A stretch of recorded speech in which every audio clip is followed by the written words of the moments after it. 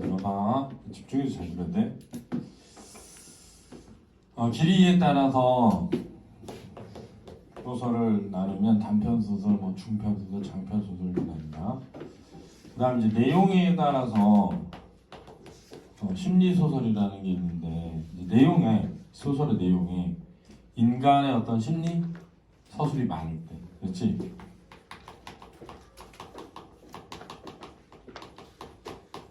심리 서술 위주로 되어 있을 때 우리가 이것을 심리 서술이다라고 하는 거예요. 그렇죠? 우리가 심리 위주의 소설이 되려면 시점이 1인칭 주인공 시점이어야 되거든. 그렇지? 그래서 1인칭 주인공 시점이라고 하는 게 여기 내재해 있는 거예요. 그렇지? 전후소설이다 했는데, 전후소설이라고 하는 것은 이제 전쟁 이후에 쓰여진 소설인데 전쟁을 배경으로 하는. 선생님이 그랬잖아. 첫 번째 중요한 건 뭐라고 그랬어? 전쟁이라는 건 폭력, 파괴다.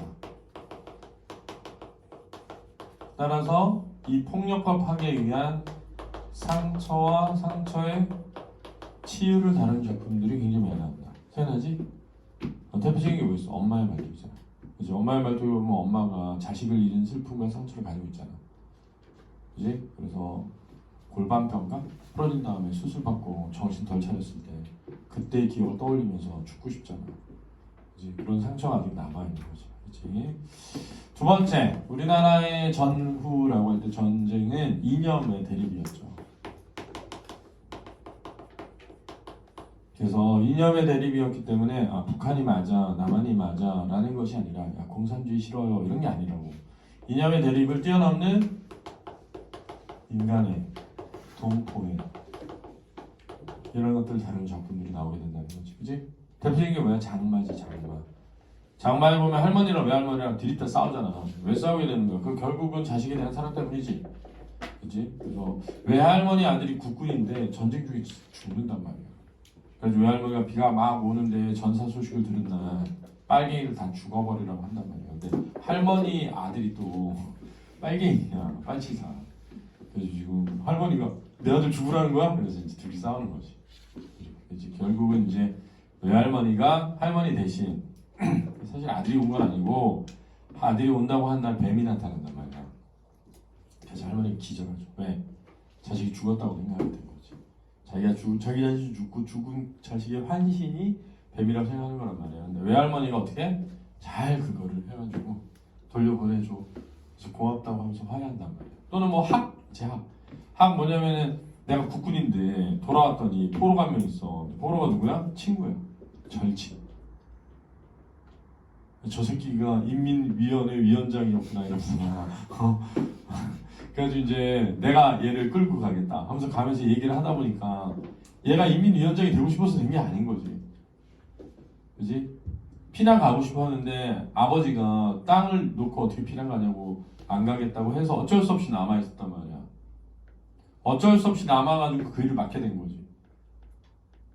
그래서 그런 걸 깨닫게 되는 거야. 야, 우리 민족이 얼마나 무슨 이념이 투철해가지고 너네 생각해봐. 선생님 안에 무슨 이념이 있겠어. 그냥 즉흥적으로 그때그때 그런 생각을 하는 거지. 정치적인 얘기를 할 때도 그 순간 열받아서 하는 말이지 막 무슨 맨날 학습을 하고 체계적으로 막 이론적으로 무장하고 이런 사람 어디 있어. 시대의 상황에 따라서 사람들이 그냥 그런 생각을 했을 뿐이지. 그러니까 알고 보면 그런 거지. 그러니까 뭐 예를 들면은 뭐 이런 것도 있잖아. 뭐 아버지가 어린 시절에 빨치산이어가지고 나가서 돌아오지 않고 엄마는 아빠 때문에 고초 당하고 그래서 나 아빠가 너무 미워. 그런데 어느 날 국군인데 내가 군인인데 그 전사한 시신을 수습하는 과정을 겪으면서 아버지를 이야기되는 거지.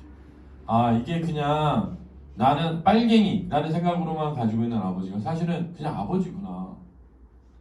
이념이라는 게 사실은 그런 게 아니구나. 이런 생각 깨닫게 되는 거죠. 무슨 뭐 북한 사람이니까 막 주체 사상이 물들어가지고 막 맨날 막 그런 게 아니라 다 똑같은 인간일 수 있다고. 알고 보면. 그지? 이런 건 다릅니다. 세 번째 뭐지? 이게 또 중요한데. 전쟁이라는 건 인간을 무슨 한다? 수단화한다. 인간을. 그치? 인간을 수단화한다.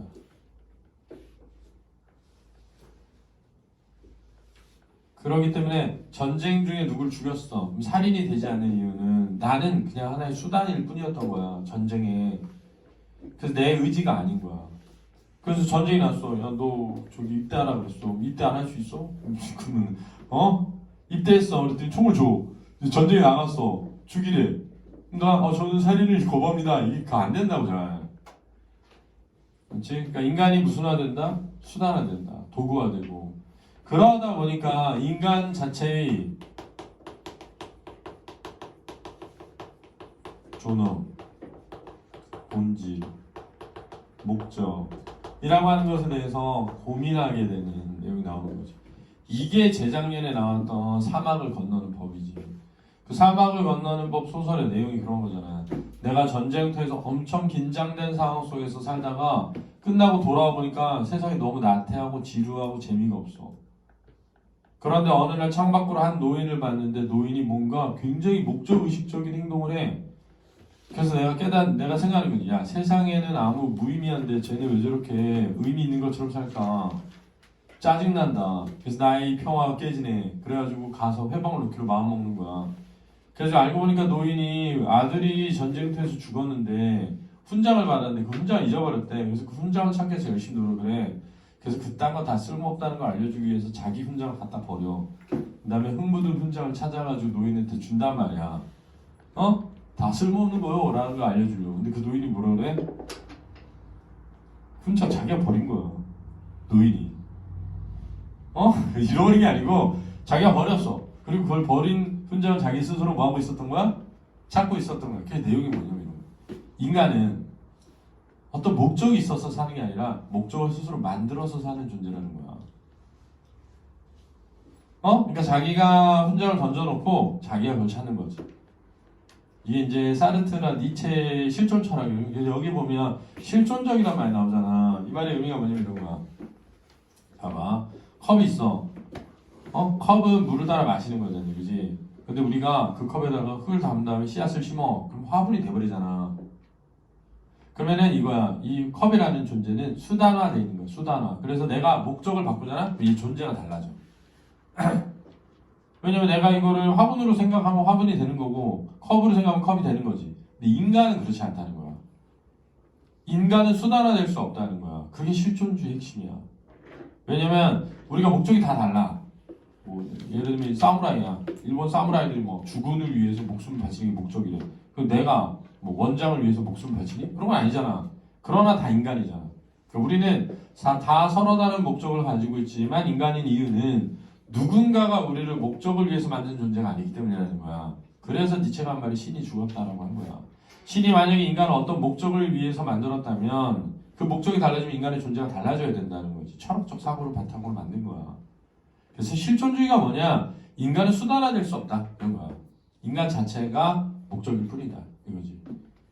이해됐니? 그걸 다루는 작품들이 나오는데 유해가 이거야. 유해가 이걸 다루는 거야. 그렇지? 그걸 다루는데 봐봐. 어떤 전쟁이라고 하는 시대. 그 시대에서 인간이 어떤 취급을 받고 어떤 존재가 되어가는가를 드러낼 때 우리가 시대와 인간형을 드러낼 때 무슨 시점이 어울린다? 전지적 작가 시점이 어울린다 그랬잖아. 왜? 사건에 뭘 드러낼 수 있으니까? 전모를 드러낼 수 있으니까. 그렇지? 그런데 그 전쟁이라는 상황 속에서 한 인간이 처한 속에서의 인간의 내면 심리 위주로 쓰고 싶어. 심리 위주로 쓰고 싶으면 무슨 주인공 시점? 1인칭 주인공 시점 필요하게 된다 이거지. 그래야 인물의 내면의 목소리가 생생하게 전달한다. 이게 우리 1학년에서 2학년 올라올 때 겨울방학 때 선생님이 소설 정리해줄 때 했던 거예요. 시점에 따른 특징. 그러니까 그러한 특징을 가지고 있는 시점을 이용할 수밖에 없어서 혼자 일어나는 거지. 그렇지? 시점의 교체. 이거를 서술자 교체라고 한다 그랬잖아. 시점의 변화, 서술자 교체. 근데 왜 선생님이 서술자 교체란 말이 나왔냐면 1인칭 주인공 시점에서 1인칭 주인공 시점으로 변할 수도 있어서. 왜냐면 영호가 썼다가 영희가 썼다가 이렇게 철호가 썼다 이렇게. 한국전쟁 당시의 겨울에 어느 산골 들판에 포로 잡힌 상황을 배경으로 해서 그렇지? 전쟁이라는 상황 속에서 인간의 실존적 권위 나란 존재는 무엇인가? 다루고 있는 작품이라고 할 수 있겠습니다. 그렇죠? 그래서 시점의 혼재가 일어난 이유 알아둬야 되고, 그렇지? 짧고 간결한 문장. 야, 이거 중요한데 내가 그랬잖아. 이거 설명할 때 니 기억나나? 짧고 간결한 문장을 사용하여 사건 전개 속도가 빠르다. 그 둘은 아무 상관이 없어. 짧고 간결한 문장인데 사건 전개 속도가 느릴 수도 있고 빠를 수도 있다고. 그렇지? 예를 들면 눈을 떴다, 감았다, 떴다, 감았다. 사건 아무것도 전개 안 되잖아. 그러니까 문장의 길이랑 아무것도 상관이 없어. 아무것도. 그러니까 문장의 길이는 그냥 문장의 길이로 판단하고 나머지는 나머지로 판단해라. 왜냐면 문장의 길이를 짧게 하여 사건 전개 속도를 빠르게 하고 있다는데 사건 전개 속도가 빨라. 문장의 길이도 짧아. 그럼 맞은 거야. 이 글은 약간 긴박감을 조성한다 이렇게 나온단 말이야. 긴장감과 긴박감과 뭐 이런 걸 조성하거든. 근데 그건 전부 내용으로 만들어진 거지 문장의 길이로 만들어진 게 아니다. 근데 문장의 길이가 짧으면서 긴장감과 긴박감 있잖아? 그럼 더 그렇게 느껴져. 자, 문장의 길이가 짧은데 너무 담담해. 그럼 더 담담하게 느껴져. 알았지? 그래서 문장의 길이는 플러스 알파의 기능을 하지만 그 자체가 어떤 기능도 없다. 이게 개념적으로 되게 중요한 거야. 그래서 문장의 길이는 길이대로 판단하고 효과는 효과대로 판단해야 된다. 알았니? 깨워줘라. 졸지 마. 주의를 둘러봐. 자고 있는 사람 깨워줘. 현재형 시제를 사용하고 있다는데 현재형 시제를 사용하면 현장감과 생동감이 느껴지죠. 내가 마치 그 자리에 있는 것처럼 느껴지는 거야. 야, 니네 이거 올해 수능에 나오면 어떻게 할래? 줄다가 그럼 큰일 난다. 시각적 이미지의 대조. 눈과 피. 응? 하얀 눈에 흐르는 뭐? 붉은 피. 이 두 가지. 눈은 차가움, 냉정함. 그렇지? 피는 따뜻함, 뜨거움, 희생, 죽음 이런 걸 의미하잖아.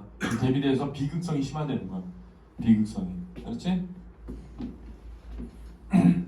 자, 본문을 한번 가보도록 하겠습니다. 동무, 총살 이 두 마디가 그의 머릿속에 박혔다. 근데 그 동그라미 쳐봐. 자, 그라고 나오니까 전지적 작가 시점인 거죠. 눈앞에 아찔하다. 그는 더욱 정신을 가다놓고 그들의 일거일동을 살폈다. 머리가 덥수룩하고 야윈 얼굴에 내입바람의 한 청년이 양손을 등 뒤로 묶인 채 맨발로 서 있는 것이 눈에 띄었다. 자, 아군 포로를 발견한 거야. 인민군에게 잡힌 아군 포로를 발견한 것이다. 동문은 우리 인민의 처사에 대하여 이유가 있소? 인민의 처사, 총살 결정입니다.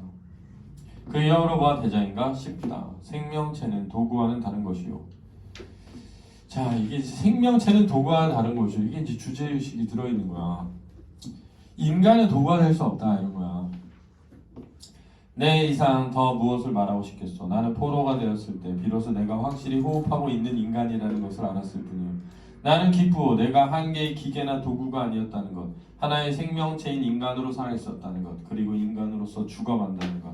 이것이 한없이 기쁠 뿐입니다. 일단 말이야. 자, 여기에 이제 주제의식이 담겨있는 부분이죠. 그래서 유해가 나온다면 이런 주제의식이 담겨있는 부분이 나올 확률이 높으니까 잘 봐줘야 돼. 명확한 차가운 음성이었다. 조소, 경멸조로 조소가 입술에 어렸다. 이 두께를 따라 곧바로 걸으시오. 남쪽으로 내닫는 길이요. 그처럼 가고 싶어하던 길이니 유감은 없을 거요. 피해자는 돌아섰다. 한 발자국 한 발자국 걷기 시작했다. 뒤에서 두 놈이 총을 재웠다. 바야흐로 이제 막 불길을 뿜으려는 총구를 등 뒤에 받으며 조금도 주저없이 정확한 걸음걸이로 피해자는 눈길을 맨발로 헤쳐가고 있었다. 그래서 정확한 걸음걸이라는 데에서 한 인간으로서의 의지가 드러난다라고 한다. 한 인간으로서의 삶의 의지가 드러나는 거야. 이제 몇 발의 총성과 더불어 그는 무참히 쓰러지고 말 것이다. 곧바로 정면에 눈을 준 채 조금 더 흩어질 줄 모르는 그의 침착한 걸음걸이. 왜 이 침착한 걸음걸이는 자신이 한 인간임을 잊지 않고 마지막을 맞이하려는 어떤 의지인 거야. 생의 의지. 눈앞이 빙빙 돈다. 그는 마치 저 언덕길을 걸어가고 있는 것이 자기인 것만 같다. 동질감을 느끼는 거고. 순간 그는 총을 꽉 움켜쥐었다. 내일을 위해 오늘의 싸움을 피한다는 것은 비겁한 수단이다. 자, 이게 무슨 말이냐면 자기가 여기서 총을 쏘게 되면 자기도 잡힐 거란 말이야. 그렇지? 근데 한 인간이 저렇게 죽어가는 것을 보고만 있을 수 없다는 거지. 지금 저 눈길을 걸어가고 있는 피해자는 그가 아니라 나 자신이다. 내가 지금 피살당하러 가고 있는 것이다. 쏴야 한다. 그는 사수를 켜놓았다. 자, 여기 보면 문장의 길이가 어때?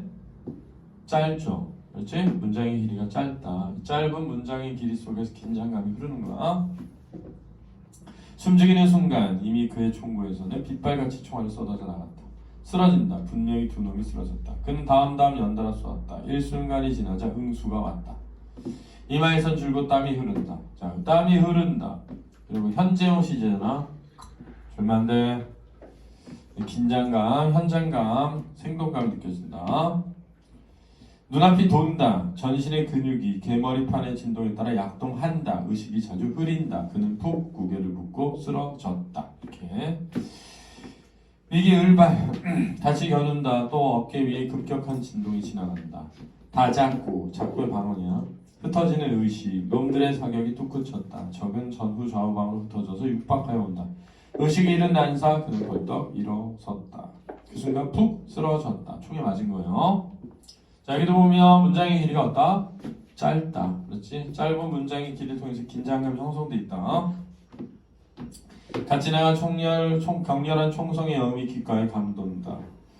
몸 어느 한 구석이 쿡쿡 찌르고 끈적한 액체가 흘러내리고 있는 것 같다. 소리가 난다. 무엇이 다가오고 있다. 머리를 쾅 하고 내리친다. 그 순간 의식을 잃었다.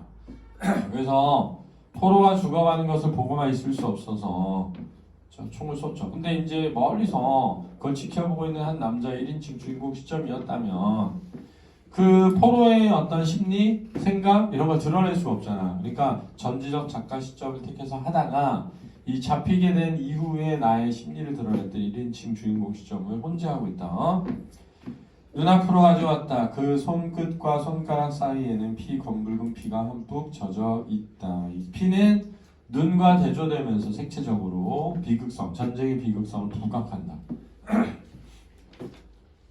어디선가 두런두런 말소리가 들린다. 담배 연기가 자욱하다. 원자와 거머줄이 뽀얀히 늘어붙은 찢어진 천장 구멍으로 사라져간다.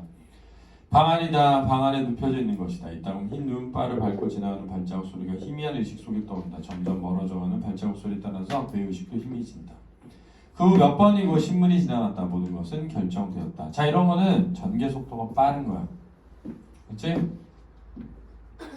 왜냐면 총성을 겨누고 총을 쏘는 과정은 전개 속도가 느린데 요 뒤에 과정은 전개 속도가 빠른 거야. 이제 모든 것이 끝나는 것이다. 왜? 똑같이 사용 결정이 집행되는 거죠. 얼음장처럼 밑이 차갑다. 아무 생각도 없다. 전신의 근육이 감각을 잃지 이따금 격렬을 일으킨다. 발자국 소리 난다. 말소리도 시간이 되었나 보다. 문이 삐걱거리고 급기야 어둠을 헤치고 들러오는 광선을 타고 사닥다리가 내려올 것이다. 숨죽인 채 기다린다. 일순간 지났다. 조용하다. 아무런 동정도 없다. 어쩐 일일까? 몽롱한 의식이 차고 탓인가? 확실히 구둣발 소리가 다가오는 정확한. 그는 몸을 일으키려고 했었다. 고개를 들었다. 맑은 광선이 눈부시게 흐트러져 온다. 사닥다리가. 뭐하고 있어? 빨리 나와. 착각이 아니었다. 그들은 벌써부터 빨리 나오라고 고함을 지르고 재촉하고 있었다. 한 단 한 단 정신을 가다듬고 감각을 잃은 무릎을 힘껏 고여 짚으며 기어올랐다. 입구에 다다르자 억센 소나기가 뒷더미를 움켜쥐고 끌어당겼다. 몸이 밖으로 나가는 순간 눈 속이 그대로 머리를 받고 쓰러졌다. 차가운 눈이 얼굴 위에 스치자 정신이 돌아섰다. 일어서야만 한다. 그리고 정확히 걸음을 걸어야 한다. 모든 것은 이제 끝나는 것이다. 그 순간까지 정확히 나를 끝맺어야 한다라고 해서 나동을 치면 1인칭 주인공 시점으로 전환된 거지.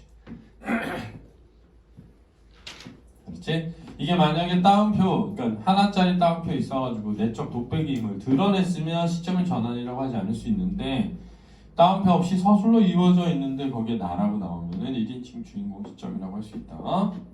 그의 눈을 5손가락으로. 자, 그럼 이제 다시 3인칭이 된 거지. 그러니까 그 위에 윗부분에 내적 독백이 이어지는 부분은 다 1인칭 주인공 시점이었던 거야. 눈을 5손가락으로 꽉 움켜잡고 다리를 잡고 이어섰다. 그리고 한 걸음 한 걸음 정확히 걸음을 옮겼다. 위랑 똑같죠. 눈은 의지적 신념으로 차갑게 빛나고 있었다. 여기서 눈은 의지적 신념을 드러내는 거야. 차가운 냉철한 이성과 의지적 신념. 그렇지? 왜 우리 유리창이라는 시에 보면 그런 표현 나온단 말이야. 차고 슬픈 것이 어른거린다. 근데 유리창이라는 그 시가 슬픔이라고 하는 감정을 최대한 억누르는 차가운 이성이 들어있거든. 그래서 그게 감정의 대입법이라지, 그지? 눈이 어떤 냉철한 이성 이런 걸 드러낼 때도 있다. 여기서는 이제 그런 표현을 쓰이는 거야. 본부에서 몇 마디 주고받은 다음 누가? 인민군들이. 그렇지? 인민군들이 본부에다가 얘네들 사용시키겠습니다 이렇게 말했겠죠. 준비 완료 보고와 집행명령이 뒤어 떨어졌다. 사용 집행명령입니다. 눈이 한 박 쌓인 흰 뚝길이다. 여기 장소고요. 배경, 공간적 배경. 이 뚝길. 몇 사람이나 이 뚝길을 걸었을 거냐. 이 전쟁이 비극성이죠. 수많은 사람들이 이렇게 죽어갔겠죠. 펀치리 트인 벌판 너머로 마주선 언덕. 흰 눈이다. 가슴이 탁 트이는 것 같다. 이게 이제 나의 생각, 내적 독백이 생생하게 드러나는 거고. 똑바로 걸어가시오. 남쪽으로 달리는 길이요. 그처럼 가고 싶어하던 길이니 유감없을 거요. 자, 이 표현도 앞에 나온 인물이 죽을 때 나온 표현과 동일하게 반복되고 있잖아요. 그지? 반복되고 있다. 걸음마다 흰 눈 위에 발자국이 따른다. 한 걸음 두 걸음 정확히 걸어야 한다. 사수 준비 총탄 재는 소리가 바람처럼 차갑다. 소리가 차갑다. 공감각적 이미지죠. 그죠? 소리가 차갑다. 청각의 촉각화. 눈 앞에는 흰 눈뿐 아무것도 없다. 이제 모든 것이 끝난다. 끝나는 순간까지 정확히 끝을 맺어야 한다. 끝나는 1초 1가까지 나를, 자기를 잊어서는 안 된다. 그래서 1인칭 주인공 시점으로 대처한 듯한 걸 알 수 있고 이 나를 잊어서는 안 된다라는 것이 바로 실존적 가치인 거예요. 그렇죠? 걸음걸이는 그의 의지처럼 또한 정확했다. 그럼 다시 3인칭 시점이고 아무리 한 걸음 한 걸음 다가가는 걸음걸이가 죽음에 적급할 가는 마지막 길이라 할지라도 결코 허튼 불안한 절망적인 것일 수는 없었다. 흰 눈 그 속을 걷고 있다. 원칠이 트인 벌판 너머로 마주선 언덕 흰 눈이다. 연발하는 총성 마치 외부 세계 자기문 같다. 아무것도 아닌 것이다. 그는 흰 속 그대로 한 걸음 한 걸음 정확히 걸어가고 있었다. 눈 속에 부서지는 발자국 소리가 어렴풋이 들려온다. 두런두런 이야기 소리가 난다. 누가 뒤통수를 잡아 일으키는 것 같다. 뒤허리에 총격을 느꼈다. 아니 아무것도 아니다. 아무것도 아닌 것이다. 아무것도 아닌 것이다는 이제 한편으로 뭐냐면은 이제 죽는 순간까지 그렇지 자신의 존재를 흐트러뜨릴 수 없는 것이다 라는 강한 의지를 드러내는 표현이야. 흰 눈이 회색빛으로 흩어지다가 점점 어두워간다. 그래서 죽음에 이르는 과정을 명암으로 표현하고 있다라고 한다. 죽음에 이르는 과정을 명암을 통해서 시각적으로 표현하고 있다. 모든 것이 끝난 것이다. 놈들은 멋쩍게 총을 다시 거꾸로 둘러매고 본부로 돌아들 갈 테지. 눈을 털고 추위에 손을 비벼가며 방 안에 들어갈 것이다. 몇 분 후면 화롯불에 손을 녹이며 아무 일 없었던 듯. 이게 되게 중요한 건데 왜냐면 한 인간의 존재가 소멸해 갔는데 별일 아닌 것처럼 하는 행동을 하는 사람들의 모습을 통해서 인간이라는 존재가 전쟁이라는 상황 속에서 얼마나 무가치하게 여겨질 수 있는지를 드러내는 거야. 알았지? 지금 한 사람 죽였잖아. 죽였는데 가가지고 담배 피우면서 기지개를 켜. 이게 지금 전쟁이라는 거야. 그지? 그 한 인간이 예를 들어서 여러분들의 아버지나 여러분들의 동생이나 여러분들의 형이나 아니면 여러분 자신이라고 생각해봐. 한 인간이 이렇게 마지막을 맞이했는데 진짜 아무 일도 아닌 게 돼버리는 거지. 그래서 아무것도 아니다는 두 가지가 있는 거야. 하나는 뭐냐면 한 인간이 이렇게 전쟁 중에 죽었는데 그것이 아무것도 아닌 게 되는 비극성이고 또 하나는 뭐냐면 나를 향해 총을 쏘는 그것들이 나의 존재의 본질을 파괴시킬 수 없다는 어떤 고유의 가치를 지키려는 태도. 두 가지가 다 되는 거야. 알았지? 그래서 이 두 가지 다 이해해놔야 돼. 몇 분 후면 아무 일도 없었다는 듯 기지개를 할 것이다. 누가 죽었건 지나가고 나면 아무것도 아니다. 모두 평범한 일인 것이다. 의식이 점점 그로부터 어두워간다. 그니까 3인칭이지. 흰 눈이 나의 햇볕이 따스히 눈 위에 부서진다. 그래서 눈이라는 차가움과 그렇죠? 햇볕이라는 따뜻함이 또 대비되고 있거든. 이 대비를 통해서 비극성이 심화되고 있다는 것도 알아야겠다. 그래서 붉은 피와 흰 눈의 대비, 눈과 따뜻한 햇볕의 대비 통해서 비극성이 심화되고 있다. 이 작품 자체만으로 생각하지 말고 되게 중요하니까 잘 봐둬야 되고 근데 전쟁 관련된 게 최근에 나왔어가지고 또 나올까 하는 생각은 드는데 어쨌든 의미를 잘 이해해주세요. 알았니? 자 그러면 10분 쉬었다가 할게요.